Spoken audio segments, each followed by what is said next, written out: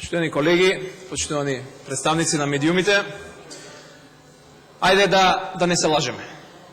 Ова нема никаква врска со деловник, ова нема никаква врска со процедура, нема врска со ништо. Собранието е блокирано. Собранието на Република Македонија е целосно блокирано. Во моментов, во собранието не може по ништо да се одлучува. Затоа што малцинство на пратеници со своите дискусии не дозволува во собранието да се гласа за било што.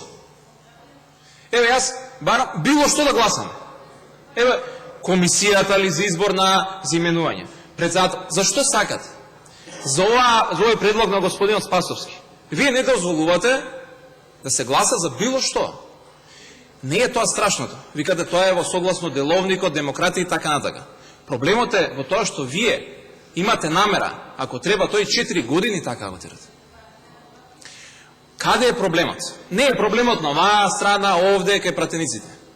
Проблемот го имаат граѓаните. Еве вака, викате бараме избори.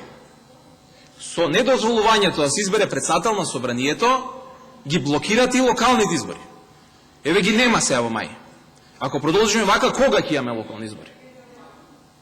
Ќе измине мандатот во мај на градоначалниците. Овие луѓе повеќе ништо нема да смеат да подпишуваат. За да им се продолжи мандатот, треба да се договориме ние овде, да гласаме.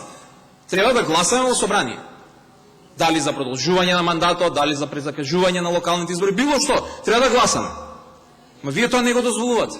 Еве и тоа. Што се случува кога градоначалникот нема мандат? Не може да подпишува, например, блок дотации за образование. Нема плати за наставниците. Нема превоз за децата. Иде лето. Ке нема, ако продолжите вака, ке нема за загревање на училиштата. Ке нема да може да подпишат основни работи во урбанизмот. Граѓаните нема може да се завршат никаква работа. Основните комунални услуги ке се блокирани. Каде не води ова? Каде не води целата работа? Вие велите бараме избори. Добро вака. Ајде на хипотетичка предпоставка, да речеме ќе прифатиме. Кој ќе ја носи одговорноста ако добиеме исти резултати на изборите? Или приближно исти? И повторно никој нема да сака да оди во коалиција со замислете, например. Повторно ќе барат избори. Повторно блокада. Трета мајка. 2 од 3. Победник со победник, бинационална држава. Што ќе бараме тоа? Не е загрозена Македонија. Загрозен е криминалот и корупцијата. И тоа нема никаква врска со голем дел од вас. Ве повикувам на разум.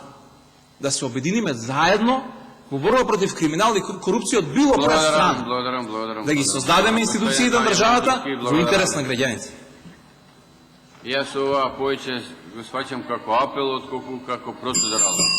Ве молам да се сослушам. Еве јас го упатувам истиот апел да завршиме што побрзо, да се откажеме од реплики процедурални, контрреплики и збор, за да завршиме и да го одблокираме работењето на собранието. Продолжуваме понатаму и ве молам не дофрлајте од место.